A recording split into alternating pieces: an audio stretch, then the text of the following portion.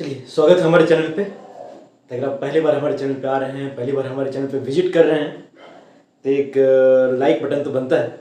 एक like button आप दबा दीजिएगा, सब्सक्राइब कर दीजिएगा, ताकि आपको नोटिफिकेशन मिलता रहे हमारे नेक्स्ट वीडियो का। तो आज हम लोग देख रहे हैं एक टॉपिक, प्लाज्मा मेम्ब्रेन और सेल मेम्ब्रेन, है ना। प्लाज्मा मेम्ब्रेन या सेल मेम्ब्रेन क्या होता है? तो ये होता है किसी भी सेल के ऊपर पाया जाने वाला एक काफ़ी डेलिकेट सा मेम्ब्रेन, एक काफ़ी सॉफ्ट सा मेम्ब्रेन होता है ये, जो लगभग हर एक सेल के ऊपर पाया जाता है, हर एक ऑर्गेनिज्म के सेल के ऊपर पाया जाता है, एक्सेप्ट वायरसेस। सेल मेम्ब्रेन किस में नहीं होता है? ये वायरस में नहीं होता। They are the exception of cell theory, ठीक है। क्योंकि वो सेल का पूरा स्ट्रक्चर उसके अंदर होता नहीं है, तो एक वीडियो हम लोग वायरस के ऊपर ही बनाएंगे कि वायरस कैसा होता है। तो वायरस एक मात्र ऐसा ऑर्गेनिज्म है, माइक्रो ऑर्गेनिज्म, जिसके ऊपर सेल मेम्ब्रेन या प्लाज्मा मेम्ब्रेन नहीं पाया जाता। बाकी जितने भी ऑर्गेनिज्म है सभी में प्लाज्मा मेम्ब्रेन पाया जाता है, और सभी का प्लाज्मा मेम्ब्रेन लगभग सेम स्ट्रक्चर का, सेम फंक्शन वाला होता है, ठीक है। तो सेल मेम्ब्रेन या प्लाज्मा मेम्ब्रेन का जो मॉडल आज हम लोग देखने जा रहे हैं, इस मॉडल का नाम है फ्लूइड मोज़ेक मॉडल। क्या नाम है इसका? इसका नाम है फ्लूइड मोज़ेक मॉडल, ठीक है। And this model is proposed by Singer and Nicolson. इस मॉडल को पहली बार सिंगर और निकोलसन नाम के साइंटिस्ट थे, वो प्रपोज किए थे, ठीक है। क्या नाम रखे इसका? Fluid mosaic model. इसका नाम फ्लूइड मोज़ेक मॉडल इसलिए रखा गया क्योंकि इस मॉडल में बताया गया कि सेल मेम्ब्रेन बना हुआ है लिपिड के 2 लेयर का। कितने लेयर? लिपिड के 2 लेयर इसमें होंगे, और उसमें मौजूद होगा प्रोटीन। प्रोटीन भी 2 प्रकार का प्रोटीन हो सकता है इसके अंदर। एक प्रोटीन का नाम रखा गया इंटीग्रल प्रोटीन, और एक प्रोटीन को बोला गया पेरिफेरल प्रोटीन। पेरिफेरल प्रोटीन जो होता है, ये लिपिड बाइलेयर के किसी एक लेयर में, या तो इस लेयर में या तो इस लेयर में मौजूद होता है, ठीक है। चलिए एक और ऐसे बना दिए, ये भी है पेरिफेरल प्रोटीन, ठीक है। तो ये लिपिड का 2 लेयर है, बाई का मतलब हो गया 2, तो लिपिड के 2 लेयर है। ये लिपिड का एक यूनिट है, इसको लोग फैटी एसिड बोलते हैं। इस प्रकार से फैटी एसिड का सीरीज, ये लिपिड का एक लेयर बनाया, लिपिड का एक लेयर इधर बना, लिपिड का 2 लेयर हो गया। इन्हीं 2 लेयर्स के बीच में कुछ प्रोटीन ऐसे होते हैं जो दोनों लेयर में एम्बेडेड होते हैं, धंसे हुए होते हैं। ऐसा लगता है कि यहाँ से लिया और इसको ऐसे करके एकदम धांस दिया इसके अंदर, गाड़ दिया इसके अंदर। इस प्रकार से जो दोनों लेयर को क्रॉस करते हुए रहता है, दोनों लेयर में मौजूद होता है, उसको बोलते हैं इंटीग्रल प्रोटीन, और जो किसी एक लेयर में होता है उसको बोलते हैं पेरिफेरल प्रोटीन, ठीक है। तो इसी लिपिड बाइलेयर और 2 प्रकार के प्रोटीन का बना हुआ होता है, ठीक है। कुछ और ऐसा भी देखने में आया है कि ये जो प्रोटीन है, इस प्रोटीन के ऊपर ग्लाइको का मतलब होता है कार्बोहाइड्रेट।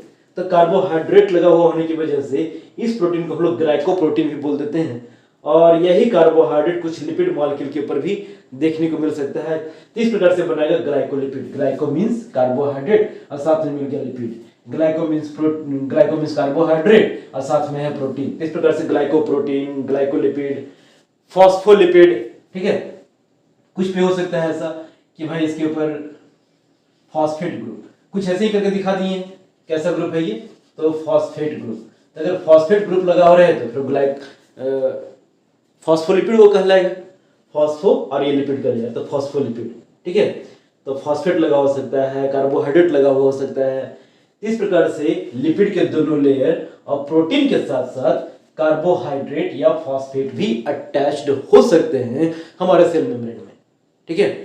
अब ये सेल मेम्ब्रेन का जो नेचर होता है, इसमें इस लिपिड का बाइलेयर का जो ये है ना यूनिट, इस एक यूनिट का नाम रखे हम लोग फैटी एसिड।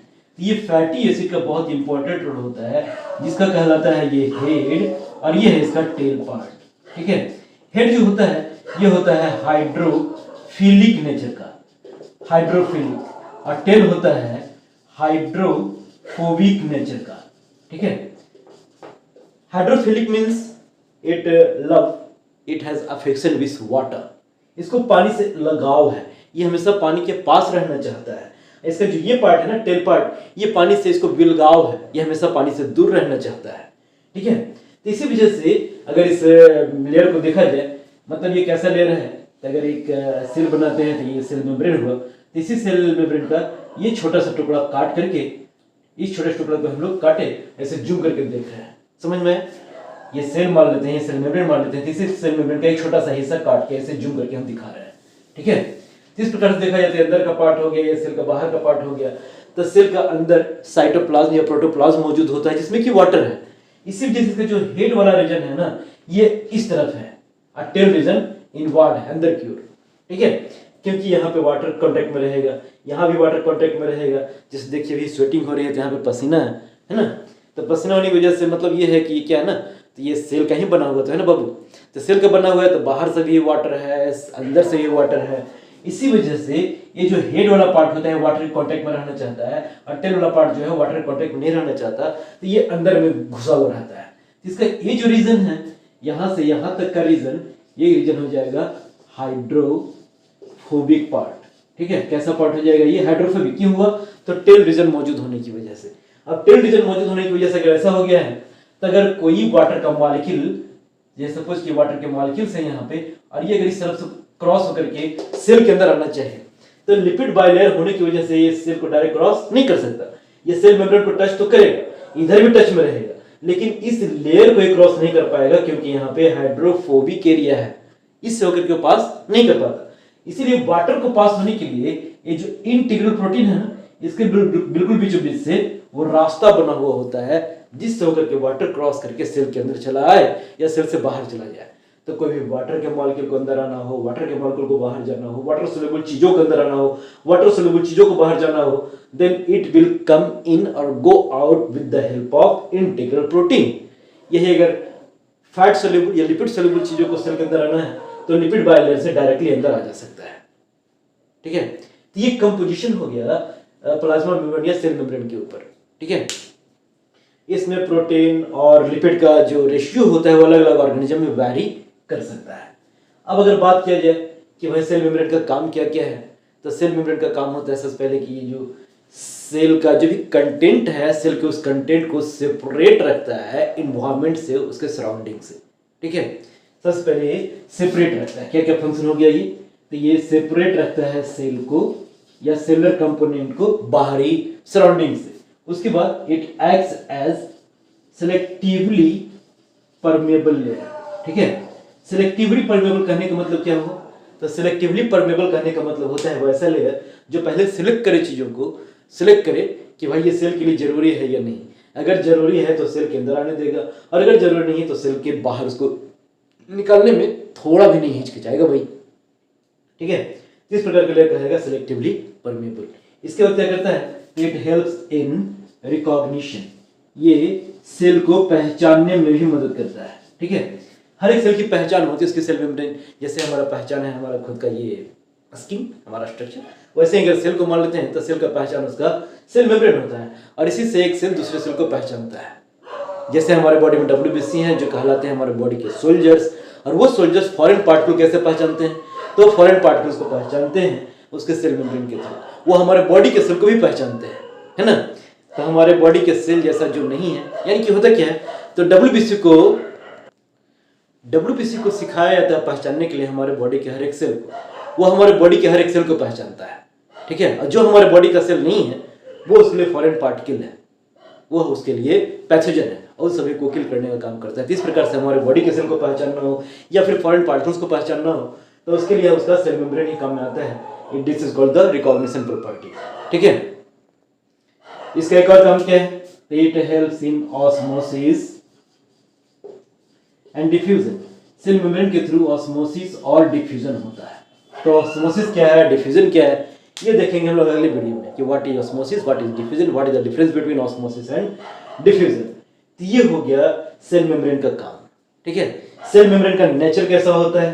तो इस सेल मेम्ब्रेन का नेचर जो होता है, नेचर ऑफ सेल मेम्ब्रेन, ठीक है, किस नेचर का ये है? तो सेल मेम्ब्रेन जो होता है ये लिविंग होता है, ठीक है, सॉफ्ट होता है, फ्लेक्सिबल होता है, सिलेक्टिवली परमिएबल होता है, सिलेक्टिवली परमिएबल होता है, ठीक है। और क्या होता है? इसके अलावा ये प्रोटेक्टिव नेचर का होता है, ठीक है, प्रोटेक्टिव होता है, प्रोटेक्टिव एंड नॉन पोरस, इसमें पोर्स नहीं पाए जाते, ठीक है। तो ये नेचर होता है सेल मेम्ब्रेन का, ये फंक्शन होता है। ये जो लिखे हैं हम लोग इधर क्या लिखे हैं इसका? इधर हम लोग इसका फंक्शन लिखे हैं सेल मेम्ब्रेन का। ऊपर में ये स्ट्रक्चर है, डायग्राम है सेल मेम्ब्रेन का। सेल मेम्ब्रेन का जो मॉडल पढ़े उसका नाम क्या बताया गया? इसका नाम बताया गया फ्लूइड मोज़ेक मॉडल, ठीक है। तो चलिए इतना कुछ हम लोग सेल मेम्ब्रेन के बारे में समझे। किसी प्रकार का डाउट हो, किसी प्रकार का प्रॉब्लम तो जस्ट डू मैसेज मी।